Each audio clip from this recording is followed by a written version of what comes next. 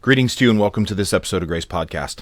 I'm Timothy Muse. I'll be your host today. It's a joy to be with you as we spend this time together. I'm honored that you would use this time, that you would engage in this time, that you would engage in this podcast, whether you're listening to it on one of the audio platforms or you're here with us on YouTube.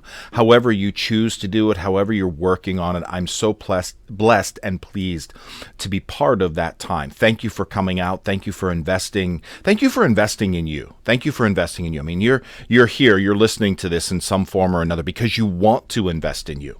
You want to be better. And that's the goal of this podcast. That's the goal of my life coaching process. That's the goal of what I offer, is for you to be better, you to be the best you. Now, I say that, and please hear me. Don't hear me saying that where you're at is bad or wrong or negative. It's not a critique in any way, shape, or form. We don't move ourselves forward. We don't advance ourselves out of anger or anything of that nature. We do it out of love for ourselves, love for the work that we're doing, love for our growth. So love yourself. Love yourself where you're at. I mean, you are where you are. Whether you're pleased with where you are or not, that's a whole nother conversation. But love yourself, and where you are doesn't make you bad. You're not bad at all. But when we look to be better, we look to find places that need to expand or grow. That's what it means to be better. Maybe you have one place in your life. Maybe you have two places in your life. Maybe you have four places in your life. Whatever it is. But we here in this process are hoping and working to get you into a better place. And that's the goal. That's the shift here that we're trying to do. So you're investing in this time. Thank you. You're investing in this interaction. Time is our greatest commodity. And the fact that you're using some of this, even if you're using this while you're doing other things. I've said before, I listen to a lot of podcasts and stuff while I'm on the treadmill or while I'm lifting weights or while I'm working outside. That's all good. It is okay to do that. It's actually really powerful to be able to use time in different areas. So if you're using this time, if I'm part of your workout or part of your walk, or part of your drive to church or your drive to school or your drive to work, whatever, then thank you for that. Thank you for allowing me to be part of your time. Thank you for allowing me to be part of your journey and offer what little insight or bit of wisdom I might be able to for your growth and your advancement. So thank you for that. Praise be that you give me that opportunity, and welcome to this time. If you're listening on one of the platforms, Spotify, iHeartRadio, Amazon Music, then please follow us, give us a rating and review. That's how the platform sees that people are paying attention. That's how it grows on the platform. And if you're connecting to us through Facebook or Instagram or what have you, then please share it out there, get it out there so that others hear it, so that others know it. I mean, if you feel that this is beneficial, then let's share it out there so that others encourage it. If you're on YouTube, if you're on the video side, how you doing? If you're seeing me, well, then I would certainly encourage you to subscribe to the channel and then share it out there as well so that others can engage in it, others can experience it. And if you want to reach out to me directly, the website, GraceLifeCoaching.com. You can connect me there, all one word, all lowercase, GraceLifeCoaching.com. You can reach me that way. You can DM me or text me or what have you. I'd love to hear from you. I'd love to hear your thoughts and reactions, but also I'd love to hear, kind of where you're at in life and what you're thinking about and how you feel this is affecting you and how, and if there's any areas that we can change or grow or we can help together. So that's what I got. So welcome aboard. Thank you for being here today. What I want to talk to you today is about hobbies. Now, it's really fascinating. A lot of people in life, they kind of have three existences. They're sleeping, and then they're going to work, and then they're taking care of their families. And as we dive deeper into this digital world, as we dive deeper into this world of expense and how much it costs just to be alive, of course, it looks like we have to work more and hobbies kind of go on the wayside. But then, we can feel empty. It's like, well, if I'm not working and I'm not taking care of my family, what am I doing? Where am I growing? Where am I expanding? Where am I finding joy? And hobbies are where we do this, where we invest our side energy, our side information. So I want to talk about 5 hobbies that everybody should have. 5 hobbies that everybody should have. We should all have hobbies, okay? We should all have things that are not just focused on family, not just focused on work, and not just focused on the menial health, sleep and eat. We should have things that bring joy to life, and hobbies do that. Hobbies bring joy to life. And so we should all have 5 hobbies in our life that we engage in. And I'm going to walk through them with you so that you get a picture of it. And this is, kind of all over the place. But 5 hobbies that we should all have in our lives, okay? So the first hobby is a hobby that makes you some money. Okay, a hobby that makes you some money. Things you do on the side. Some people call them side hustles. Some people call them, second businesses, passive income, whatever you want to call it. But a hobby that makes you money, something that you do that generates a little bit of income. And now, in the digital world and the digital working world, there's plenty of ways that we can do that. There's plenty of ways that we can do a little side hustle work to get a little bit of extra money. Me, I like to cut grass. I mean, I cut grass from time to time, or I do side work in people's yards. I like to trim hedges and things of that nature. I mean, and I'm not making a living out of it. That's not the point. The point isn't to make a living. But the point is to have a little extra money, a little side hustle, a hobby that you enjoy doing that's going to make you a little bit of money. I mean, maybe you like to bake cookies, or maybe you like to bake cakes, and so you can sell some cakes. You can go to a yard sale or a street fair. Here in town we have where I live, we do a festival. It's a Friday festival. Most towns do it now, arts and the such. But you can set up a table, and I actually set up a table when the weather's warmer, to have my stuff out there so that people know and pay attention as to what's going on and who I am and what I offer. So it's really, really powerful. But you should have a hobby that makes you some money, even if it's a little bit of money. Even if you've got chickens and you're selling eggs, or you cut firewood and you're selling firewood, or maybe you write poetry and you sell a little bit of poetry. You've got you're pretty good at doing watercolors, so you sell watercolors at a festival. You like to make little bird houses or what have you, or maybe maybe you're good at tutoring, so you tutor with the school from time to time. I substitute in the school district here where I live a couple times a month. It's certainly not going to make me a living, but it's a little bit of extra money, and it's a hobby. It's a hobby for me to be able to be with the kids and make some extra money. So the first hobby that you want to have and you want to look at is a hobby that makes you money. The second hobby is a hobby to keep you in shape, okay? A hobby to keep you in shape. Now, if we look at exercise, if we look at working out as a hobby, now, unless you're getting paid to do it, as a job, then it's not a hobby. If you work in a manner that requires you to be physically fit, like a professional athlete or what have you, then that's your job. If you're rehabbing from an injury, then of course that's not necessarily a hobby either.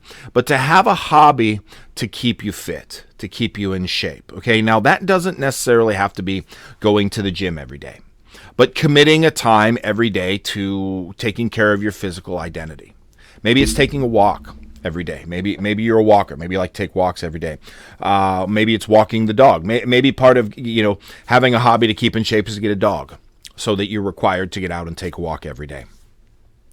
Maybe it's doing yoga every day, or meditate, or stretching, or Tai Chi, or maybe it's a variety of those. Okay, so your hobby is to, you have a hobby of staying in shape, okay, taking care of your physical body.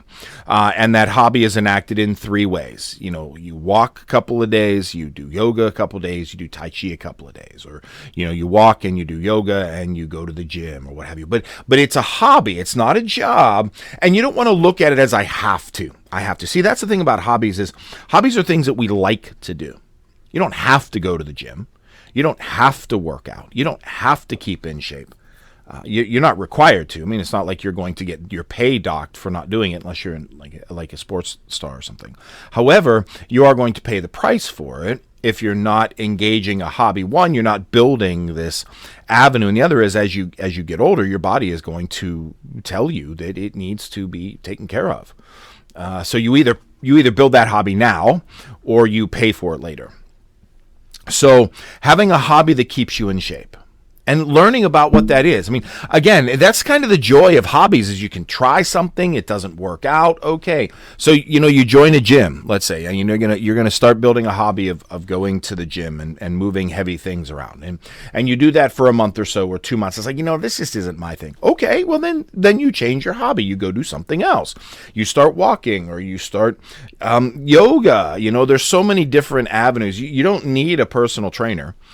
trust me, you can go on YouTube. If you're on YouTube, then you can just kind of slide over, open up another box, and type in, like yoga. And there's thousands of teachers online that are teaching yoga and Tai Chi and personal trainers. Or if you want to do spin classes, you can use spin classes online. If you got a spin bike, or there's so much information out there. Information is not the issue. It's not the issue. The issue is enacting that information. So build that hobby. So having a hobby that makes you money. Again, and you want to find out how to make money, you don't have to spend a whole lot of time. You can go online and start researching, and there's thousands of different ways that you can make a little bit of money. A couple $100 a year, $1,000 a year, whatever. But it's a hobby that makes you money, okay? And a hobby that keeps you in shape. Again, all you have to do is go online, and you're gonna find it. You're gonna find thousands of different ways to exercise and move your body, and grow, and be stronger. Okay, and you can also, that also enacts how you eat. So you can go down the whole road of nutrition, and you can have nutrition hobbies. Ways you eat, or things that you eat, or things that you don't eat, that help you to grow. Again, and we have to eat. It's a requirement in order for us to live, but we can also make it a hobby. We can make it fun. We can make it enjoyable. Okay, so that's the second one, is something that keeps you in shape. The third one is a hobby that keeps you creative. So it engages your mind. It keeps you creative. So this would be, and this is really where a lot of people do their hobby work. And in writing, they write poetry, they write prose. Maybe they're a painter, maybe they're a glass blower. I know someone who does a hobby of glass blowing on the side. Maybe they're a potter. They work with clay. Something to be creative with. And I really do think that our brains and our lives, we need both and. So we need that, have to finish a project, and then projects that are long-standing, projects that are very routinized and expecting, and then projects that are creative. Okay, I live in a very creative world. My job is very creative. I'm always creating and teaching and growing and helping people grow. So I need things in my life. A lot of my hobbies are very, they're creative. They give me life, but they're very clear. I like to cut grass. I like to work outside because I can look at it. I can see its value when it's done. And I think for a lot of people, they have those creative hobbies because they have value-driven work. Their work is expected to fulfill something at the end of the day. So they see that work. So because they see that work, because they have that value-driven work, they need those creative outlets. But we all need a creative outlet. We all need a place where we can let our thoughts and our fears and our joys come out in a way that isn't structured and routinized and expectation-driven.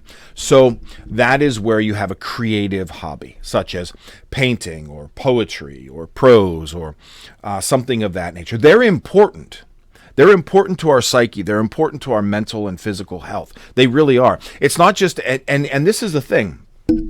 These hobbies, I don't want any of us to think that they're just like, well, they're treats. Well, they're things that we're going to do when we have the time to do them. No, we make the time to do them because they are important for us. They are important for our growth and for our expression and for our roundedness and for our experience and our existence.